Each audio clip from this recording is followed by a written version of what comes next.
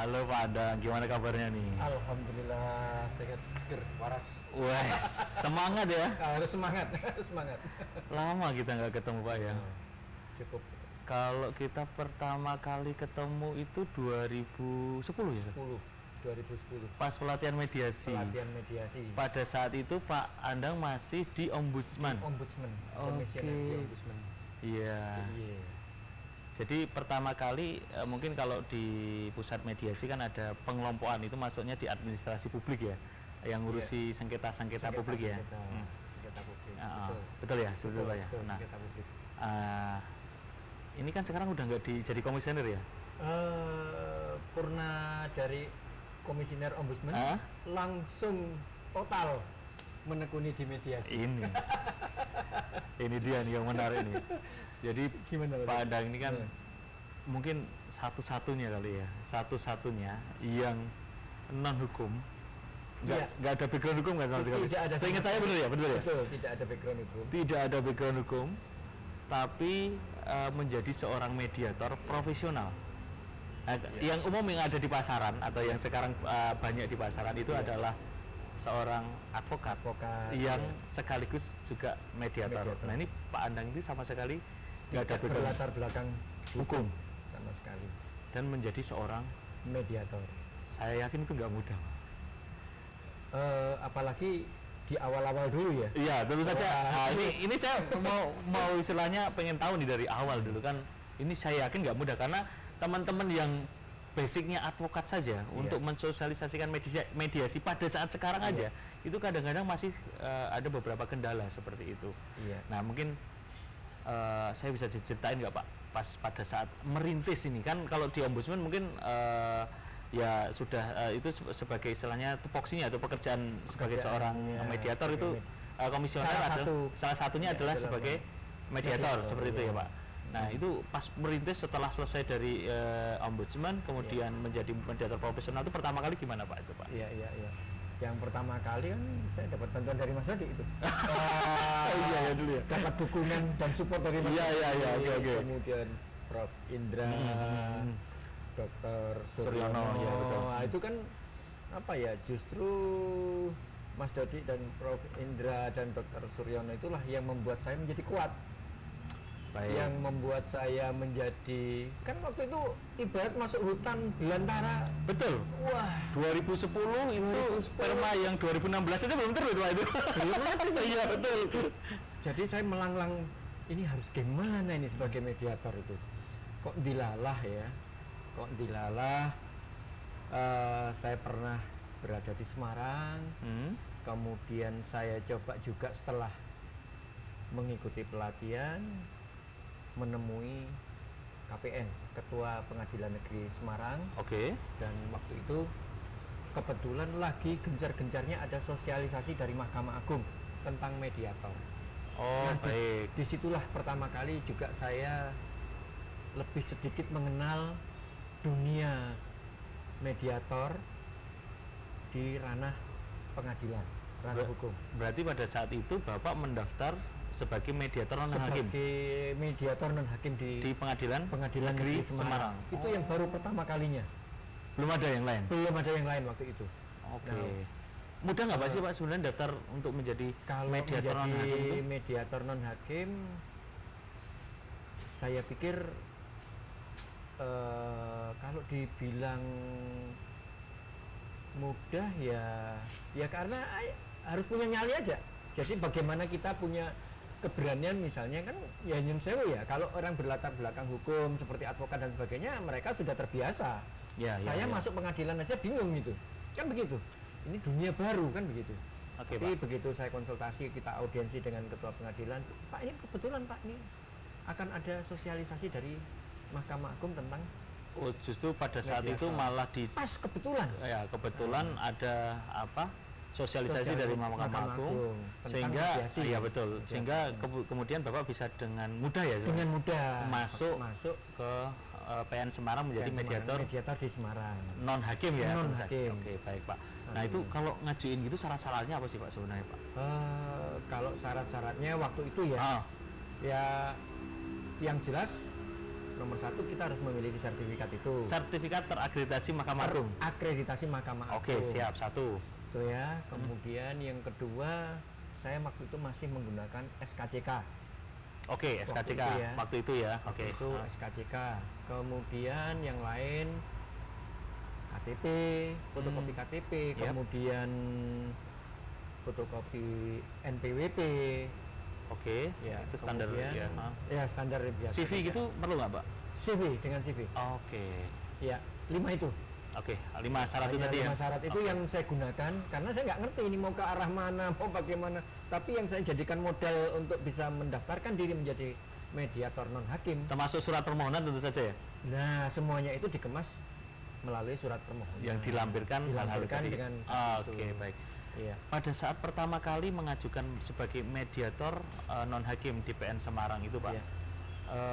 apakah ada lembaganya, Pak, Bapak? Maksudnya lembaga yang misalnya kan ada sekarang jasa mediasi atau advokat dan mediator kan ada lembaga hukumnya. Iya. Kalau Bapak itu perorangan murni atau Kalau gimana? saya waktu itu perorangan murni. Tapi kan Oh. saya waktu itu kita kan dibentuk ada Jogja Mediation Center. Oke, Jogja Mediation Center. Iya, Jogja Mediation Center. Nah kemudian, tapi waktu itu belum ada. Itu kan 2012. Oh, itu 2012 ya, betul. 2012, Oh, kan Pak Andang Jadi- lebih terkenal dulu dulu saya. Ya enggak gitu, hanya nekat aja. Oke. Karena apa ya bagi saya Mas Dodi, jadi saya merasa bahwa sekarang waktunya mediasi harus digalakkan di Indonesia karena itu cukup banyak membantu, terutama bagi masyarakat ataupun bagi institusi atau lembaga yang pas kebetulan ada sengketa. Itu sangat-sangat membantu sekali. Oke, Pak. Ya.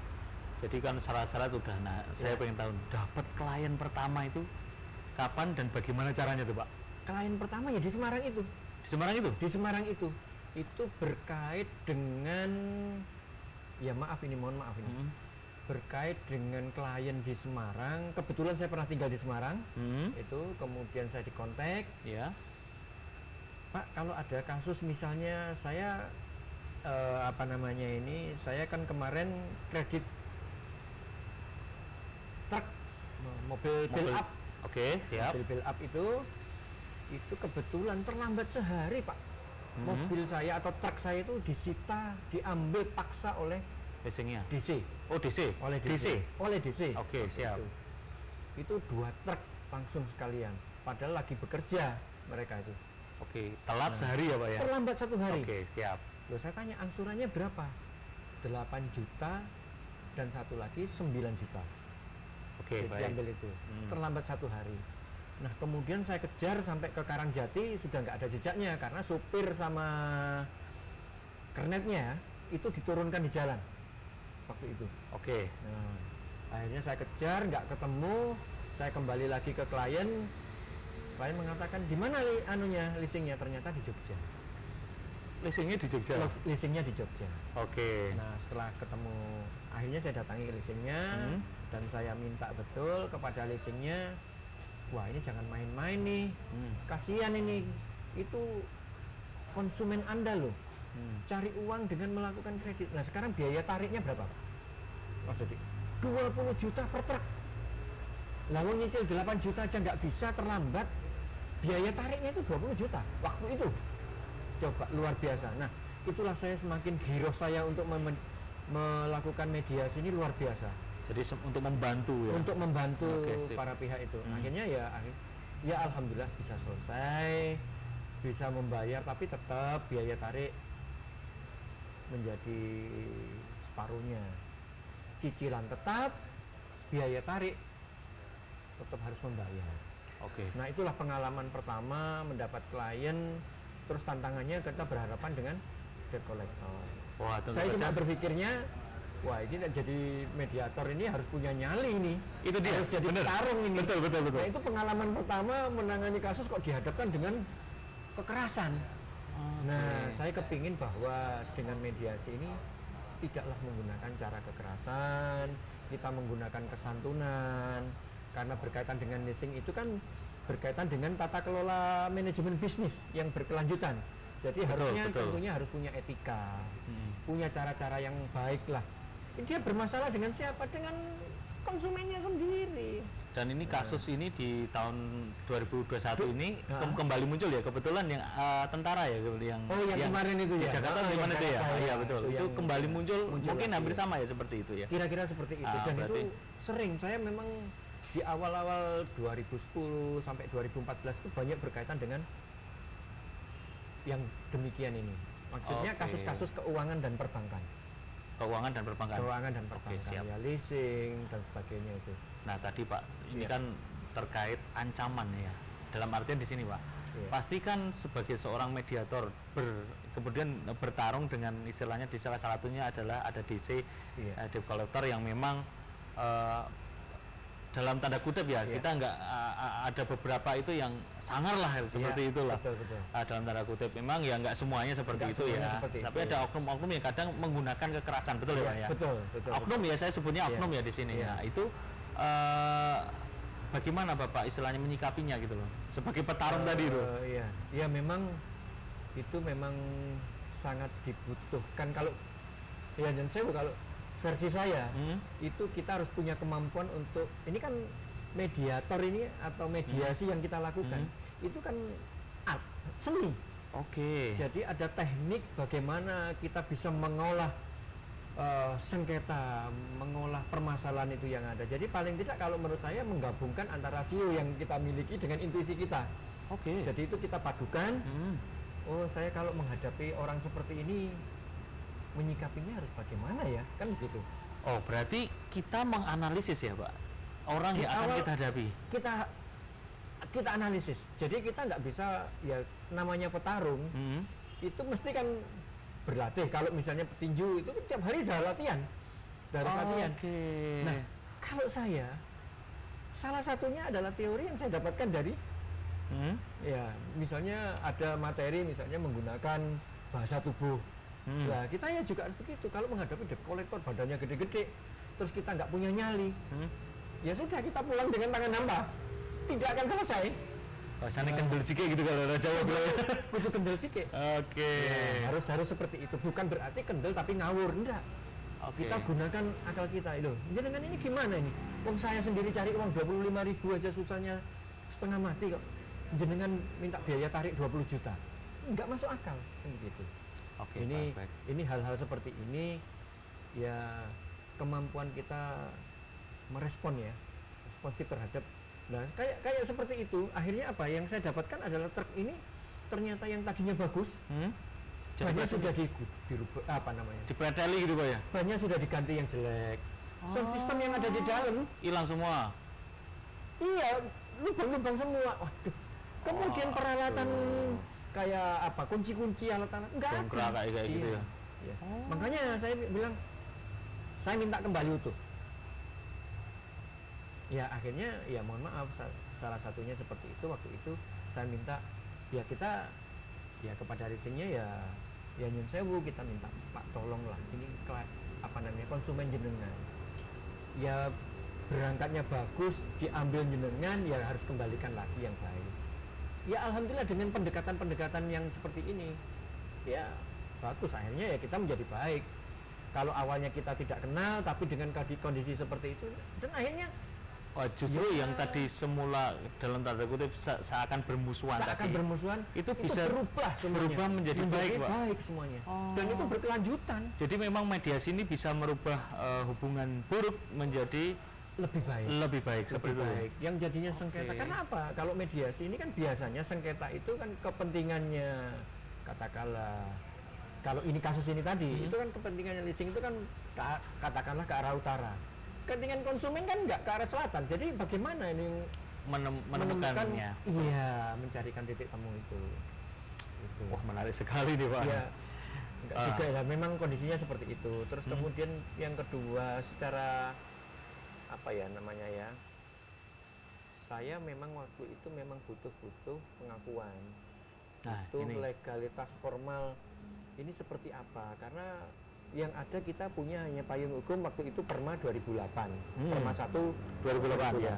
Sebelum 2016 terbit ya. Ya, sebelum itu terbit. Karena kasus ini di Semarang, saya masuklah melalui Semarang itu. Jadi setiap kota yang ada kasus yang akan saya tangani, saya intinya kula nuwun, saya permisi, saya sowan kepada kantor pengadilan di kota yang bersangkutan untuk bisa mendapatkan kekuatan. Nah, ini menarik, Pak. Berarti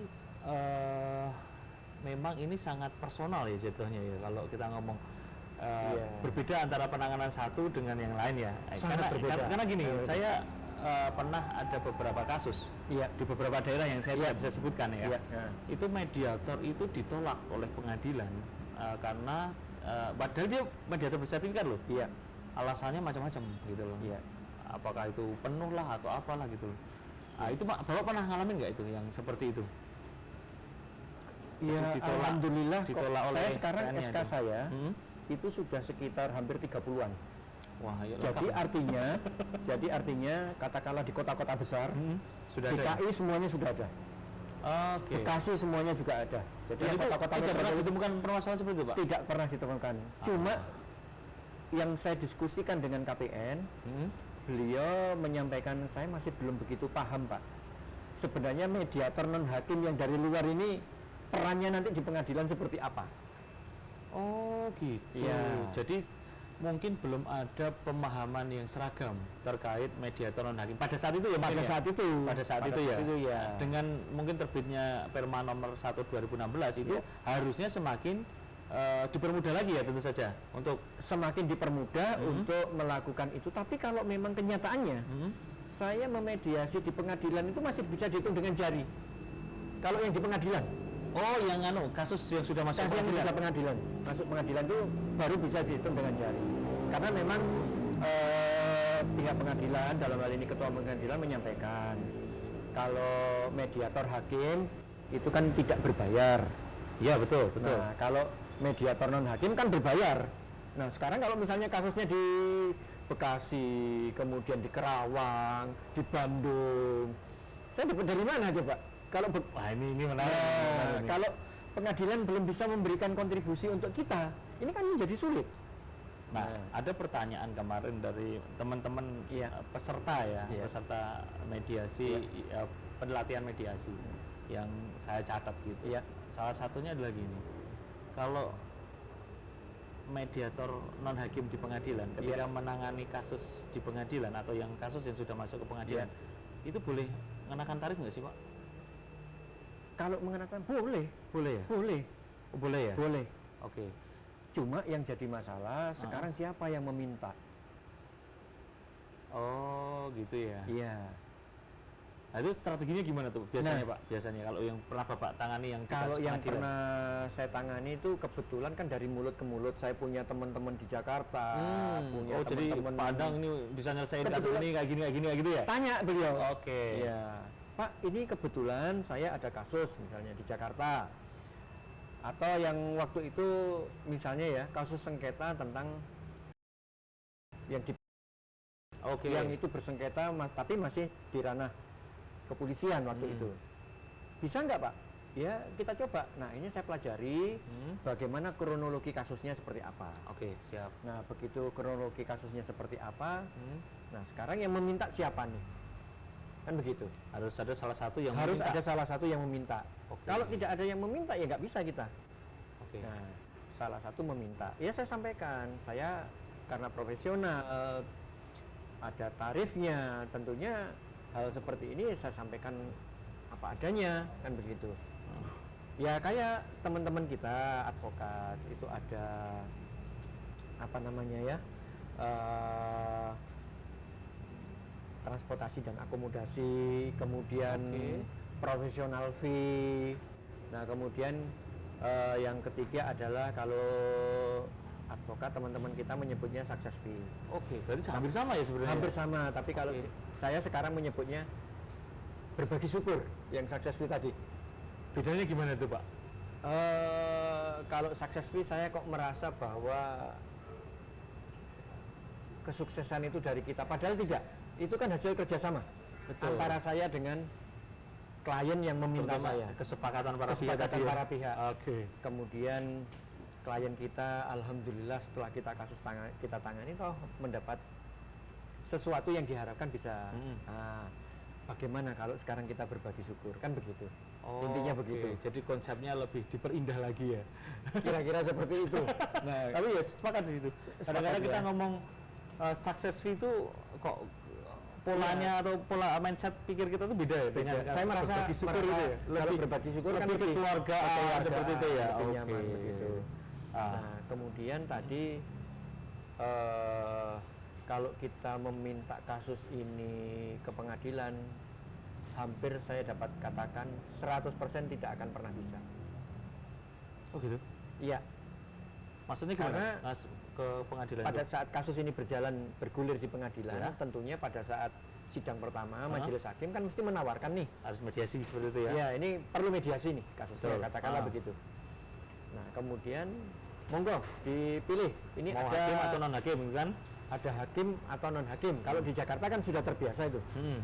Nah, mereka rata-rata menggunakan mediator hakim. Yang Gitu tingkat loh. keberhasilannya yang saya dengar itu cuma 1% atau berapa itu ya? Bukan tingkat keberhasilan. Hal ini kalau saya perhatikan Ah. pengalaman saya, karena Ah. memang hakim itu tugasnya banyak, Oh. kasus yang ditangani banyak, Baik. sehingga beliau kalau saya perhatikan hanya menangani kasus itu hanya di pengadilan. Oke. Kita besok mediasi tanggal sekian ya, jam sekian. Nah, kalau kita yang non hakim, ini pengalaman saya, harus jemput bola. Saya datangi pihak. Oke, berarti memang berbeda sekali ya kalau Berbeda kayak gitu, sekali, Pak. iya. Oh, berarti sebenarnya mungkin ini bukan masalah skill atau bukan masalah formalitas, tapi bagaimana strategi yang kita kita gunakan untuk kita ambil bisa mendapatkan istilahnya kesepakatan para pihak tadi ya. kesepakatan para pihak. Oke, berarti memang mediasi ini kalau formal-formal juga nggak bisa ya, Pak? Iya, Maksudnya formal itu kemungkinan besar kelihatannya kalau jadi kaku banget gitu kan ya, jadi kaku banget. Nah, Ah. jadi nggak nyambung dengan fakta-fakta yang di lapangan. Nggak usah jauh-jauh. Sebelum calon klien kita mau meminta jasa kita, dia akan berpikir, ini profesi seperti apa sekarang? Kita Wah, harus ini. juga Menjelaskan dulu. Menjelaskan dulu itu bagaimana dia bisa tertarik kepada kita, yakin kepada kita. Dan itu pekerjaan sendiri yang tidak gampang menurut saya ya. Jadi Tidak mudah. sebelum masuk ke ranah penyelesaian Penyelesaian sengketa kita. atau istilahnya perdamaian apalagi Apalagi harus perdamaian. menjelaskan dulu nih mediasi itu apa, Betul. mediator itu siapa, Ah. seperti itu Pak ya. Iya. Keunggulannya apa, gitu kan? Itu harus ini baru dari sisi calon klien, Baru calon ya, baru calon klien, belum klien ya. belum klien. Oh, luar biasa ya kerjanya. Sebenarnya berat, tapi ya itu tadi, kalau memang total kepingin mau menjadi mediator harus Luar biasa Pak, saya harus salut enjoy, sekali itu. harus enjoy gitu. Itu baru pertama. Hmm. Begitu calon klien kita sudah menjadi klien kita, Yap. tahap kedua meyakinkan pihak lawan klien kita. Tidak mudah, Betul. tidak mudah itu. Apalagi Hmm. saya ngalami kasus-kasus karena saya banyak di luar kota, dalam hal ini di Jakarta, menemui pihak lawan itu biasanya kan holding company-nya ya. Hmm. Advokat itu menangani kasus satu misalnya ya, itu tidak sendirian. Mereka ada bertiga, berlima, Tim lah ya. bertujuh, tim lah mereka mengatakan itu. Dan saya harus kulon kepada mereka dan meyakinkan kepada mereka. Nah, tidak semua advokat paham dan paham dengan mediasi. Nah, kalau teman-teman advokat yang sudah ikut mediator, sertifikasi mediator mungkin tidak menjadi masalah. Tapi kalau teman-teman advokat yang belum paham, tidak bisa itu seperti itu. Baru kalau mereka bersedia, baru kita jalankan, baru kita lakukan. Berarti istilahnya bahasa ilmiahnya itu para pihak dan konstituennya harus diyakinkan semuanya Harus diyakinkan semuanya. bahwa mediasi ini jauh lebih baik dibandingkan yang lain kan istilahnya gitu, sehingga dia yakin Yakin untuk mau di mediasi. di mediasi. Oke. Itu. Itu skill khusus sih Pak, Itu memang dan itu nggak banyak yang paham ternyata. Iya. Di dunia profesional itu yang pertama kali harus dilakukan Iya. sebelum kita menguasai teknik mediasi dan lain Betul. sebagainya. apalagi sampai ke sana ya, wah itu ngeri-ngeri sedap itu kan. Soalnya kalau enggak kita agak susah sekali. Dan bahkan di kota besar pun, kalau kita sudah misalnya saya menangani kasus tidak hanya di daerah kota-kota kabupaten kota ya, di kota metropolitan pun, pengadilan kadang majelis hakimnya juga tidak atau belum pernah mengalami jika menggunakan mediator non hakim. Karena di situ ada penetapan mediator. Penetapan mediator. Itu Oke. sampai membuat konsep seperti itu. Pokoknya majelis hakimnya, Pak ini sudah menunjuk Anda, apa langkah yang Bapak lakukan? Saya mau tanya kemana, mau tanya apa? Akhirnya saya buat sendiri redaksionalnya, dan sekarang saya sudah enak ya, sudah enjoy lah, semuanya sudah bisa berjalan. Untuk rintisan pertama itu. Rintisan pertama itu yang luar biasa berat itu. Jadi pada saat itu ya saya tanya ke katakanlah panmut hukum di pengadilan setempat. Betul. Mereka juga nggak berpengalaman. Saya harus tanya Oke, kemana. jadi Pokoknya yang penting Memang pada saat itu kayak masuk hutan, nggak kayak tahu hutan itu belantara, nggak tahu timur barat itu kan. Iya sudah peta itu juga nggak paham. Anu sudah nggak paham. Ya itu yang saya lakukan. Nah, itu yang menarik Pak. 2010 berarti kalau sekarang udah 2021, Sekarang 11 tahun ya? 11 tahun berjalan ini. 11 tahun itu 11 tahun. nggak istilahnya nggak sebentar loh Pak. Iya. Itu lama, dan Bapak dari yang tadi merintis itu kemudian masih eksis hingga sekarang. Iya. Dimana sekarang informasi mediasi semakin orang semakin tahu ya, semakin tahu, semakin mengerti dan lain ya. sebagainya, memahami mediasi Iya. itu. Nah, ini kiat-kiatnya apa tuh sebenarnya Pak? Kenapa masih bisa Ya. bertahan gitu sampai sekarang? Ini karena kalau menurut saya nih, Bapak ini luar biasa ya. Ya enggak juga. Ternyata gini, ternyata setelah saya dalami ngobrol tadi ya walaupun sekilas ya, Iya. ternyata teorinya itu benar-benar diresapi dan dimasukkan ke dalam praktek yang menurut saya sangat cantik, dikemas secara personal, Iya.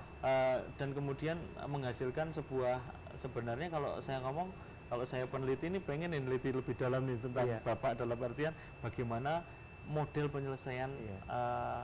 melalui mediasi ala Pak Andang gitu. Ya, ya. Gimana ya? Kalau saya yang jelas, saya merasa bahwa saya bukan orang hukum, tapi sudah berkecimpung di ranah hukum, Iya betul. terus menyelesaikannya dengan tidak cara-cara pasal-pasal, Tidak pasal-pasal Pak. tidak menggunakan pasal-pasal Wah, ini sama menarik sekali. nih. Oke, Jadi tidak pasal-pasal, terus? kita menggunakan norma, menggunakan etika, menggunakan kepentingan dari masing-masing pihak itu, tapi yang jelas di luar ketentuan hukum. Di Oh jadi luar ranah-ranah hukum. baik. Jadi melepas baju hukum. Melepas baju hukum. Kemudian Bapak menggunakan istilahnya ada timur lah istilahnya di Ada situ ketimurannya untuk itu yang- merangkul, merangkul bermusyawarah mufakat, Musyawarah mufakat. istilahnya semuanya diajak ngomong. Ngobrol, iya diajak Dan ngomong. bahasanya itu apa? Diakui lah Iya. seperti itu. Tidak ada yang ditinggalkan satupun, dari pengacara sampai klien Betul. dan lain sebagainya, semuanya ditemui Betul. Untuk- Semuanya harus ditemui. untuk mendapat pertama adalah sepakat untuk melakukan mediasi. Mediasi. Dari situ trust sudah terbentuk tentu saja ya. Trust kalau sudah terbentuk, ya juga tidak mudah juga. Ya, tapi Karena minimal 50% sudah kena. Oke. Berarti 50%. begitu trust sudah terbentuk 50% itu sudah jalan. dipastikan Sudah selesai. selesai. Oke. Nah, tinggal 50%-nya kita ngupas masalah Itu kasusnya sendiri. ini menarik sih kalau Itu. dibukuin menarik ini. Tim produksi ini harus buku ini nih. Karena sharing pengalaman seperti ini tidak banyak kita Iya. kita temui juga seperti ini Pak. Iya. Nah, saya sangat berterima kasih nih Pak Anda mau bisa Oh, sharing. Nah, satu enggak, lagi Pak. sama-sama. Iya, iya. Satu lagi nih. Iya. Ini kan ada Bapak tadi menangani yang di non pengadilan. Iya, non pengadilan. Lebih banyak itu kan? Lebih banyak itu. Nah, ada Lebih dua banyak. produk ya, kesepakatan perdamaian Iya. dan juga akta perdamaian Iya. atau putusan perdamaian sekarang perdamaian. sebenarnya ya. Nah, pada saat pengajuan kan ada klien yang cukup dengan kesepakatan perdamaian. Ada ya sebenarnya Pak ya? Lebih banyak kesepakatan perdamaian. Lebih banyak Lebih banyak Justru kesepakatan. lebih banyak kesepakatan. 95% kesepakatan perdamaian itu yang Jadi nggak maju sampai ke nggak sampai ke ranah hukum. Oke. Tapi ada yang memang agak rumit karena itu juga berkaitan dengan, maaf ya, ini kalau sengketa bisnis itu kan berkaitan dengan banyak pihak. Betul. Untuk supaya tidak mereka one prestasi, untuk tidak melakukan ini dan itu. Akhirnya diajukan. Saya menggunakanlah tidak melalui waktu itu, tidak menggunakan pengadilan, tapi saya menggunakan notaris. Notaris. Saya ikat dengan notaris. Oke. Karena bahasa-bahasa itu kalau saya sendiri ya banyak belajar dari teman-teman PH ya, penasihat hukum atau advokat.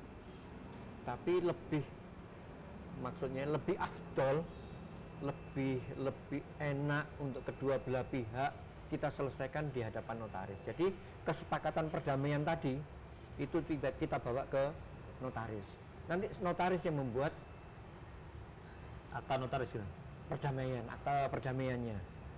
Oh gitu. Iya, notaris waktu itu membuat akta perdamaiannya. Juga bisa yang di pengadilan. Kalau pengadilan kan jelas.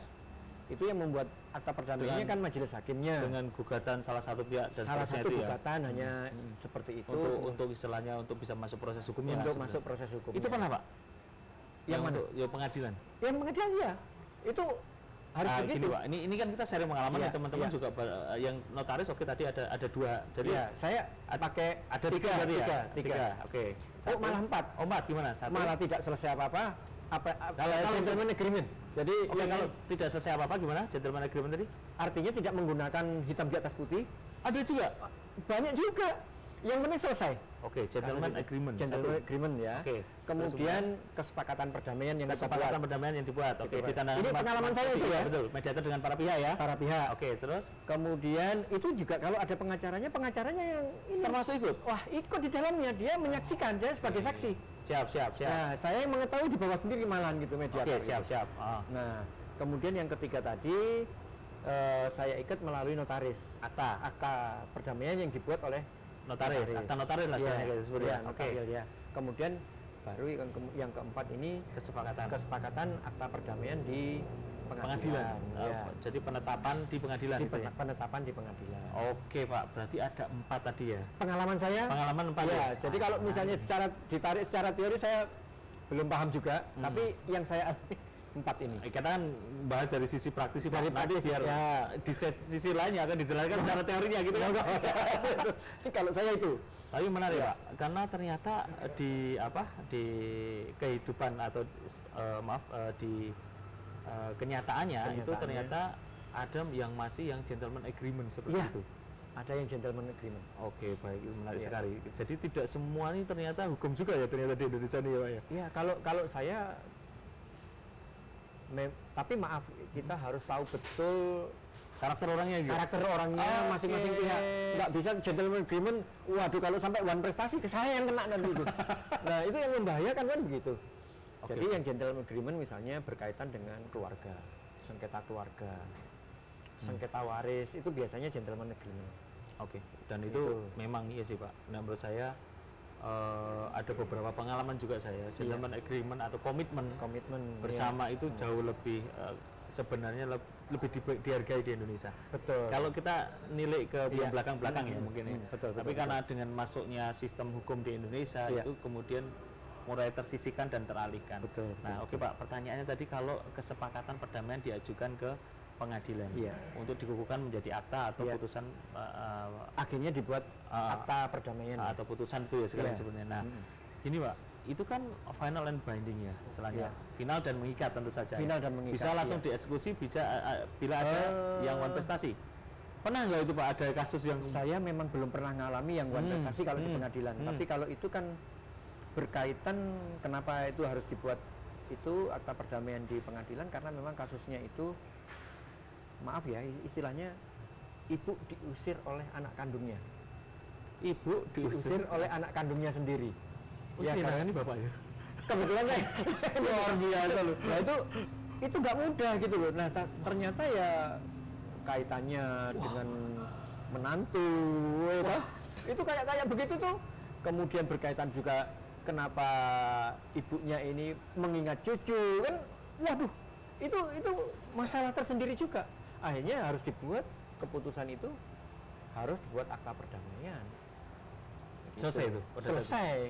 Oke Pak. Perdamaian. Nah ini Pak, ada beberapa teman Iya. kita di saya sesama mediator Iya. juga itu pernah ngajuin kesepakatan perdamaian Di ke pengadilan. pengadilan. Iya. Saya nggak perlu sebut mediatornya Iya. siapa ya. Iya. Itu tuh gagal Pak, karena jadi ada pasal yang dihilangkan karena alasannya majelis hakim tidak sesuai dengan hukum. Misalnya kasus, Nah, misalnya, gini, kasus itu Ya. perceraian. Oh, perceraian. Terus kemudian Ada kesepakatan. nah kesepakatannya yang paling penting ternyata yang Iya. hilang itu adalah memberikan nafkah atau sejenisnya. Iya. Itu apakah mungkin itu kesalahannya ada di redaksi atau legal drafting pada saat kesepakatan atau di mana itu Pak sebenarnya Pak? Iya, kalau memang jadi kita sebagai mediator itu tidak punya hak, tidak punya kewenangan. Ah ini penting nih. Itu. Mediator tidak punya Tidak kewenangan. punya hak dan Oke. tidak punya kewenangan. Yang punya hak adalah para pihak yang Oke. bersengketa. Nah, Apa yang dituangkan dalam kesepakatan perdamaian, itulah yang harus dituangkan. Dan begitu selesai, nanti kita sampaikan apabila ada hal yang belum diatur, akan diatur kemudian, itu salah satunya. Nah, Oke. sehingga kalau saya waktu yang kasus itu tadi, saya konsultasikan dengan majelis hakim supaya putusan kesepakatan perdamaian yang kita buat tidak menyalahi aturan dari Menarik hukum ini, itu menarik. sendiri. jadi Pak Andang Jaja ini nganu ya, Iya. salah satu kemampuan atau skill yang sangat mendasar dan ini bisa menyelesaikan adalah bagaimana merangkul semua Merangkul pihak semua, itu tadi loh. betul. Loh, itu skill Pak, nggak Iya. semua orang mampu itu Pak. Dan yang asik itu ya, kalau di awal tadi misalnya nangani kasus itu, yang asik itu puas kita gitu ya. Artinya yang tadinya menolak kehadiran kita sampai mau Jadi temen. dan bahkan jadi teman. Misalnya contoh yang ke Bandung, Pandang ke Bandung nginep di mana? Di Booking kan hotel. Sampai segitunya Pak? Sampai Itu sebegitunya. dulu nolak ya? Oh nolak, bahkan Yun Sewu, Hah? dia sampai kapanpun Pak Andang akan saya lawan. Loh coba, kan nggak masuk akal. Dari ikral sampai kapan Pak akan Sampai dilawan? kapanpun akan lawan. Sekarang kalau mau ke Bandung saya dibukiin hotel, wah luar Tapi biasa sih. lama-lama, loh itu dalam prosesnya, Itu luar biasa dalam, Pak, itu. dalam prosesnya nggak semudah itu. Iya betul betul. Pokoknya kalau nggak begini saya nggak mau Pak Andang. Tapi akhirnya apa? Ini kalau nggak gara-gara Pak Andang, saya tetap nggak mau kok. Jadi saya masih melihat ini dari sisi Pak Andang loh. Nah, Luar seperti itu Pak. biasa. Kenyataannya seperti itu. Itu luar biasa sekali. Bahkan yang menarik, mereka seneng ngobrol gitu loh. Dan disitulah banyak yang ilmu yang saya dapat. Bukan karena jadi karena Jadi di sisi dari yang- mediator harus sebagai pendengar yang baik itu benar adanya ya. iya, pendengar yang baik dan sedikit ngomong kita. Jadi kita betul-betul berpikir keras untuk mencari solusi. Hanya itu aja. Karena apa? Itu kewenangan mereka. Tapi kalau kewenangan mereka tidak ada titik temu, ya nggak akan jadi juga kesepakatan itu. Jadi pinter-pinternya kita untuk apa ya, mencari celah. Oh, katakanlah misalnya ya, ada 10 permasalahan, satu saja disentil. Yang sama itu dari sisi mana toh? Yang kedua belah pihak itu bisa punya kesepakatan yang sama. Jadi cari kesamaannya Cari dulu. kesamaannya dulu. Nanti kalau sudah bisa masuk kesamaannya, baru geret yang Yang lain. penting nih, cari kesamaannya dulu. Iya. Kemudian dari satu itu akan menjadi alat bergaining istilahnya gitu ya. Betul. Untuk kemudian mencari lagi, menggali lagi, mencari persamaan lagi yang Betul. baru. Diingatkan lagi kita sudah Betul. sepakat dua hal. Diingatkan lagi, Tambah lagi, tambah lagi, tambah lagi. dan akhirnya nanti baru sampai ke intinya. ke intinya. Oke, jadi tidak serta merta cuma satu langsung ke intinya saja. Oh, Pasti enggak. itu gagal ya kayak gitu ya. Kebanyakan gagal. Kebanyakan gagal. Saya pernah menangani itu deadlock itu sampai 3 kali. Deadlock tiga Deadlock kali. 3 kali. Artinya sudah Pak Andang, kalau sudah caranya begini sudah nggak usah perlu anu aja, sudah kita tetap masuk ke ranah hukum. Terus gimana itu Pak? Ya tetap kita harus Pendekatan tadi. pendekatan tadi. Kaukus ya. Kaukus, kita harus Oke. kaukus, dan kaukusnya yang menarik ya kebetulan karena klien-klien saya banyak luar kota dan sebagainya, malah bisa bermalam. Tapi saya jaminkan kepada klien saya, maaf kalau dapat informasi nanti saya ada di tempat pihak lawan, jangan dikira saya akan memihak. Gitu. Memang saya perjanjikan. Oh, jadi harus ada komunikasi mediator dengan pihak satunya atau dengan kedua pihak bahwa ada kaukus. Ada kaukus itu Dan harus, kaukus, kalau harus kaukus perlawanan terpisah itu saya tetap netral. tetap netral. Dan yang jelas kepada klien saya, Juga melakukan saya pastikan, kalau Anda salah, saya katakan salah. Kalau Anda benar, saya akan perjuangkan. Kalau tidak mau, saya tidak akan tangani. Itu yang paling utama tadi di awal sebelum Oke, sebelum memilih Bapak sebelum sebagai memilih mediator ya? mediator. Itu Oke. salah satu syarat utama bagi saya. Heeh. Jadi saya bukan pembela. Kalau pembela ya monggo ambil advokat saja. Kita Ambil netral. penasihat hukum. Kalau kita netral, walaupun jenengan yang meminta saya. Itu. Sehingga Menarik nanti dalam sekali. perjalanannya kalau begitu saya dengan pihak lawan, bahkan saya diajak bermalam di rumahnya, diajak mancing, dia punya kolam ikan. Tengah malam itu Malah keluar gitu, warga Bos. malah waduh. Itu jadi kayak curhat gitu Pak. Kayak curhat, tapi lama-lama kok ya enak ya. Artinya mudah saya ngambilnya apa dari sisi yang lain tuh. Oh, ini yang saya bisa masukkan gitu loh. Jadi kalau kasus-kasus yang di luar hukum itu bisa saya selesaikan, ada yang 8 bulan, ada yang 3 tahun bahkan itu. 3 tahun Pak. 3 tahun. Panjang ya. Panjang sekali, tapi memang itu karena saya harus menyelesaikan administrasi masalah warisan dan sebagainya. Nah, ini. Itu yang panjang itu. Berarti sebenarnya Tapi kalau di pengadilan cuma mau tidak mau 30 hari 30 hari tadi. plus minta tambahan, kita minta memohon kepada majelis hakim. Oke. Nah, ini kan saya pernah mendapat istilahnya materi Iya. dari juga pemateri kita salah satunya itu Pak Iya. Erik itu kan. Iya. Mediasi itu tidak bisa dibatasi. Iya, betul. Mungkin ini ya maksudnya ya. Iya, mediasi itu nggak bisa dibatasi dan itu Iya. ternyata benar ya Pak. Ternyata benar. Saya Oke. bisa menyelesaikan itu karena memang prosesnya butuh penyelesaian administrasi, surat menyurat, pembagian warisnya, pembagian sertifikatnya kan itu kan butuh waktu 3 bulan, 6 bulan. Itu kan kalau misalnya ada 38 properti kan berapa lama kan gitu. Jadi itu yang saya alami. Oke Pak. Tadi kan itu kan 3 tahun. Nah, itu kalau biayanya gimana tuh Pak? Ya kalau Ya, nah, tadi ini ya, kalau tadi. nominal memang saya ada transportasi dan akomodasi. Oh, jadi transport itu terpisah ya? tentu Terpisah saja. saya. Profesional juga dipisah. profesional tapi terpisah Oke. juga. Oke. Kemudian berbagi syukur nanti pada akhirnya. Jadi nggak setelah selesai baru kemudian berbagi Iya, syukur. berbagi syukur. Ada patokannya atau fleksibel atau gimana Pak? Saya hampir menjiplak teman-teman advokat. Jadi Ah. biasa yang dilakukan advokat itu yang saya sampaikan kepada klien, tapi faktanya atau realisasinya Bisa nego lah. bisa nego.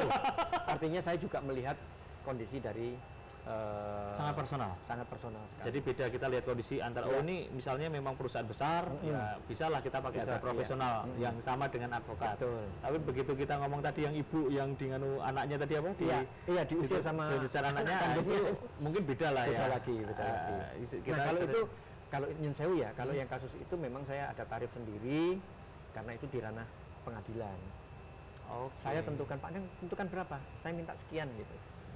Oke, bedanya seperti itu Pak Seperti ya. itu. Jadi ada Pak Anda Jaja itu misah-misah, Misah-misah, jadi tidak tidak satu Tidak- gondongan sekian gitu nggak? gondongan enggak. Oke. Iya. Tidak gondongan. Oke Pak, Ya menarik tergantung sekali, Pak. tergantung anu lah. Tapi saya merasa bahwa memang perjuangannya kalau mediator memang agak berat, tapi ini ke depan sangat-sangat dibutuhkan masyarakat. Sangat-sangat dibutuhkan masyarakat karena ternyata banyak kasus yang luar biasa berat yang ini kalau misalnya saya tangani sendiri juga susah gitu loh. Tapi rata-rata kasus yang saya tangani kalau baik itu di pengadilan maupun di luar itu kan mereka sudah benar-benar mengalami kesulitan. Artinya baik secara finansial, lelah pikiran, semuanya itu mereka sudah habis-habisan lah. Itu biasanya baru lari ke kita, mediator. Oh jadi mediasi itu malah terakhir ya? Terakhir, Jalan ditempuh terakhir itu ya? jalan ditempuh terakhir oleh para pihak setelah buntu ketemu dengan kasus-kasus yang rumit. Misalnya juga berkaitan dengan birokrasi, dengan masalah hukum, masalah ini. Wah, itu lebih rumit lagi, mereka akan berat. Misalnya ada kasus tanah dengan perbankan ya, kasus perbankan misalnya. Itu sampai disita, sampai dilelang. Nah, tapi Panjang nyatanya, wah panjang itu. Dan kalau dilihat secara prosedural normatif, itu administrasi nggak akan salah. Pasti saya jamin nggak akan salah. Secara administrasi benar sudah. Benar semuanya. Tapi manakala kita kembali kepada mediasi yang berkait dengan masalah norma kekeluargaan, norma sosial, yang tadinya normatif bisa kembali. Misalnya contoh, saya sebut kotanya aja, misalnya Sidoarjo. Orang pinjam uang 150. tidak Iya. mampu membayar, pada akhirnya harus menyelesaikan itu sekitar 262 juta. Bunganya plus bunganya Terus ya? bunganya 260 juta. Kan tambah berat itu. Dari 100 150 150 aja nggak sanggup, nggak sanggup, tambah 100 juta lagi. Iya, tambah seratusan juta atau itu. Ah, Iya. Nah, akhirnya dilelang KPKNL ah. dan sudah lelang. Sudah dilelang. Namun saya masih bisa melihat celah. Karena pihak bank ini mungkin ya BPR ya waktu itu BPR. Oke. Mungkin ya maaf kalau di satu sisi dia juga kepingin untung, kepingin nggak kehilangan keuntungan, kan begitu. Pasti. Pasti kan seperti itu, sehingga mungkin ya dengan menghadapi konsumen yang nakal atau nasabah yang nakal seperti ini kan jalan terakhir saking gregetan, saking mangkalnya sekian lama lelang. Nah, dilelang sudah dilakukan semua biaya-biaya itu akhirnya menjadi berapa ya? 300 berapa gitu biaya sama biayanya akhirnya kan. Nah, itu kan menjadi berat semuanya. Tapi di situ saya melihat ada celah. Saya katakan ini lelang keberapa? Lelang kedua, Pak. Oke. Nah, karena dia ngomong lelang kedua, saya tanya, saya kejar mana risalah yang pertama. Dia nggak bisa nunjukkan. Nah, itulah saya pintu masuk di situ gitu loh. Wow. Jadi harus jeli juga gitu ya. harus berarti. jeli kronologi kasusnya, terus mencarikan solusinya, strategi apa yang harus kita ambil. Pada akhirnya pihak bank sudah menyampaikan, Pak Andang, saya nanti tak langsung negosiasi ya dengan nasabah, Pak Andang nggak usah ikut. Oh, enggak apa-apa. Pada akhirnya, maaf ya, pada akhirnya biasanya mediator itu kalau mereka sudah bersepakat, sudah ada kesepakatan, Iya. baik kesepakatan perdamaian, apalagi sampai akta perdamaian, pekerjaan kita itu seperti tidak ada harganya, seperti tidak pernah kita melakukan apa-apa. Jadi ini memang harus disadari betul bahwa yang membuat kita berhasil itu, tapi sebenarnya, loh, sebenarnya kita melakukan apa ya terhadap kasus ini gitu loh. Itu nggak nampak nanti itu, karena mereka, ya kita memang harus ikhlas bahwa pada saat sulit, pada saat rumit, disitulah butuhnya peran kita. Tapi pada saat mereka sudah berdamai, hampir tidak ada apa-apanya peran kita di situ. Baik. Hampir tidak ada peran apa-apanya. Itu pengalaman saya, sehingga kita nggak loh, ini kan gara-gara aku selesai kasus ini. Kita tidak boleh seperti itu. Semua kita pasrahkan pada Menarik, menarik, itu. menarik. Itu yang saya alami. Oke, Pak Najaja. Terakhir mungkin ya, Iya. saya pengen tahu lah istilahnya Iya. harapan untuk mediasi di Indonesia. Iya. Kan kita ngomong ini kan sekarang sudah semakin banyak mediator nih. Iya. Terus kemudian masyarakat sudah mulai memahami juga mediasi. Harapannya ke depan mediasi bisa seperti apa, Pak? Ya, harapan saya yang pertama, kita semua para mediator harus, ya saya mohon maaf kalau yang administrasi saya masih kurang paham. Tapi kita perlu payung hukum yang kuat. Payung hukum yang kuat. Payung hukum yang kuat misalnya kayak teman-teman kita advokat kan ada Peradi, ada KAI atau apa gitu loh. Organisasi itu memang harus ada. Kita perkuat itu. Baik. Berarti kan harus ada undang-undang yang Ada undang-undang kita khusus mediasi. itu ya? mediasi. Sehingga kita nggak seperti saya di satu kota yang sekarang saya lagi tangani. Siap. Peran kita nggak ada sama sekali, tidak nampak, bahkan mereka melawan gitu. Nah, karena melawan di level kabupaten, saya mau nggak mau ini sekarang saya melangkah ke level provinsi untuk mengenalkan mediasi tadi. Itu sampai seperti itu. Ini kayaknya kalau dituliskan ini menjadi di kasus yang sangat banyak sekali nih kalau Pak Andang tuliskan. Ya, mungkin kalau Menarik, Pak Pak. punya, Kalau- dan kasus yang ditangani, saya hampir berbagai macam kasus ya, mulai sengketa bisnis, kemudian properti dan pertanahan. Ini paling banyak ini, paling banyak. Kemudian keuangan dan perbankan, kemudian sengketa keluarga, asuransi, lingkungan hidup, pendidikan. Ini yang saya alami, yang pernah saya alami. Hanya harus ditulis buku, Pak. Nah, ini yang saya nggak bisa hanya bisa Nanti cerita secara detail sama nanti teman-teman produksi. Nah, biar kita buat bukunya nanti boleh. diterbitkan. boleh. Nah, itu kalau memang itu menarik itu. Betul. Jadi ini betul. hanya dari sisi pragmatis saya ya. Baik. Jadi hanya sebagai praktisi. Dan kalau dulu saya terus terang aja di awal-awal melakukan mediasi itu administrasi saya tata itu, mulai dari permohonan menjadi anggota, menjadi klien dan sebagainya sampai Sebenarnya sebenarnya Bapak sudah melakukan administrasi mediasi itu walaupun secara apa otodidak mungkin ya, jadi tanpa adanya apa ya guide kan belum ada guide. Guide-nya kan juga dari saya nggak boleh menghilangkan dari ombudsman, dari PMI, dari PMI. Saya itu nggak boleh, itu hanya tinggal menambahi aja. Ilmu saya dapatkan dari sana, ya itu loh. Mantap, jadi mantap. terus belajar dari teman-teman apa namanya ini advokat. Ya teman-teman. Berarti belajar itu bisa dari manapun. Dari manapun. Tapi yang saya dapatkan dari situlah, kira-kira banyak itu. Kalau kelemahan ya luar biasa banyak lah. Ya tapi saya berharap mudah-mudahan teman-teman mediator, pemula ataupun, tapi kalau memang advokat menjadi mediator memang agak susah ya, kalau saya lihat. Saya perhatikan, Pak. Oh, kalau sertifikatnya terpisah. Jadi kalau dia jadi mediator ya jadi mediator, kalau pas jadi kuasa hukum jadi kuasa hukum gitu. Iya, tapi kalau saya perhatikan ini pengalaman pengalaman saya agak susah. Jadi lebih banyak yang menanggalkan ini ya tadi baju hukumnya. Hukumnya itu agak susah kalau saya perhatikan, karena mediasinya itu hanya salah satu sarana atau strategi untuk menyelesaikan kasusnya. Jadi hanya negosiasi aja yang digunakan. Saya lupa, total berapa kasus Pak yang sudah ditangani dari 2010? Nggak gitu lagi. Ratusan lebih ya. Ratusan. Luar biasa. Alhamdulillah. Siap. Karena apa, duniawi bagi saya sudah case close, tapi bukan berarti tapi saya nomor satu bagaimana membuat orang yang tadinya sumpah, tatapan matanya kosong, makan tidak enak, tidur tidak nyenyak. Nah, ini yang kita buat. Kalau saya itu dengan data 100 itu mungkin ya, kalau saya selama kenal beberapa orang mungkin Bapak yang tapi terbanyak. Mediasi loh ini. Mediasi. Ya. Penyelesaian segera mediasi yang terbanyak yang dilakukan oleh seorang personal mediator, profesional mediator yang tanpa adanya tim seperti itu. Iya. Wah, luar biasa. Oke Pak, Anda terima kasih sama-sama Mas Adi, berbagi sarannya.